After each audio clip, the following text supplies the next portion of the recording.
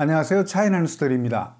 오늘 영상은 나영석 PD가 제작한 윤스테이에 대한 이야기와 윤스테이를 본 중국 네티즌들의 반응을 모아봤습니다. 윤스테이는 2021년 1월 8일 금요일 TVN에서 첫 방영을 시작했습니다. 일단 윤식당의 성공으로 흥행이 보장된 예능 프로그램이지만 나영석 PD의 연출에 윤여정, 이서진, 정유미, 박서준, 여기에 최우식 등이 출연하면서 많은 화제를 모은 예능 프로그램이기도 합니다. 1회 방영 당시 8.21% 시청률로 역시 믿고 보는 나영석이라는 이야기가 나오고 있습니다.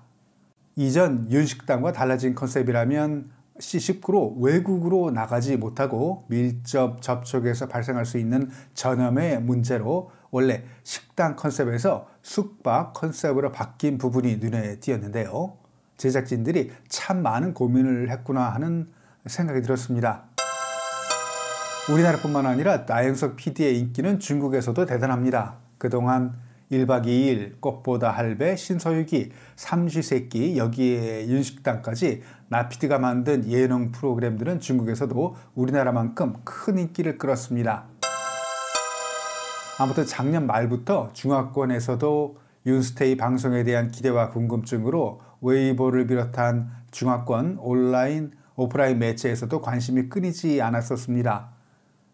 윤스테이가 이렇게 중국에서 많은 관심을 끄는 건 이 프로그램 자체의 완성도가 높고 재미있는 것도 있겠지만 역설적으로 중국에서 윤식당을 불법 카피해서 만든 중찬특이라는 프로그램이 인기를 끌었기에 오리지널인 윤식당의 인기도 높아진 부분이 있습니다.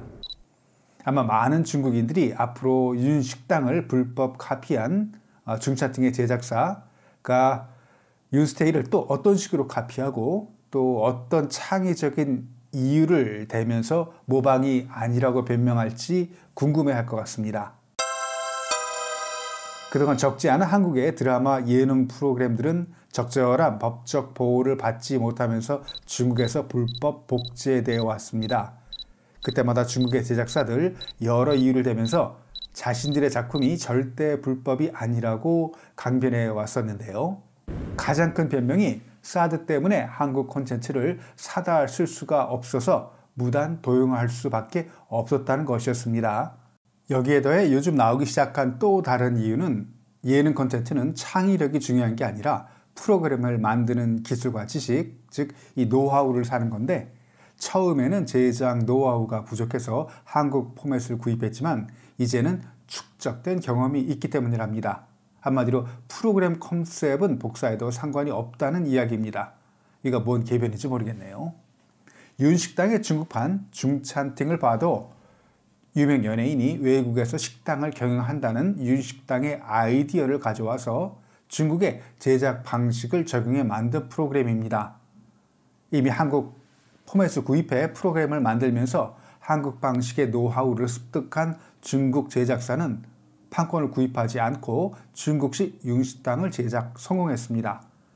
더욱이 중국에서는 예능 포맷 도용에 대한 법적 제재가 큰 실효성이 없다는 것, 그리고 원작자의 항의가 법적으로 통하지 않는다는 걸 중국 제작자들은 너무나 잘 알고 있습니다. 윤스테이는 우리나라에서 첫 회가 방송된 바로 다음날 중국의 한 온라인 스트리밍 사이트에서 영상을 볼 수 있게 되었습니다. 물론 정상 수입은 아니고 개인이 중국어로 번역하고 자막도 예능 스타일로 꾸며서 업로드한 영상으로 지금 현재 대단한 인기를 끌고 있습니다. 현재 중국에서 가장 핫한 동영상 플랫폼인 빌리빌리에 어떤 제한도 받지 않고 불법으로 업로드된 윤스테이 1회 영상 하루 만에 15만 명이 넘는 중국인들이 봤습니다. 이걸 중국답다고 하기에는 뭔가 참 아쉬운데요. 2021년도에는 중국에서도 저작권에 대한 엄격한 기준이 나와서 우리나라 콘텐츠가 보호되길 기대하면서 윤스테이 1회를 본 중국 네티즌들이 올린 댓글들을 소개해봅니다. 여기 출연하는 연예인들이 권위 있는 저명 영화제에서 수상했던 스타들이라고 하면 믿을 사람이 있을까? 출연한 한국 연예인들과 중국 예능에 출연했던 중국 연예인들을 비교해보면 도무지 같은 직업을 가진 사람들이라는 게 믿어지지 않아. 솔직하게 말하면 여기에 나오는 골동품들 어디서 많이 본 것 같은데 마음이 좀 쓰려. 우리의 전통문화 보존은 잘 되고 있는 건가?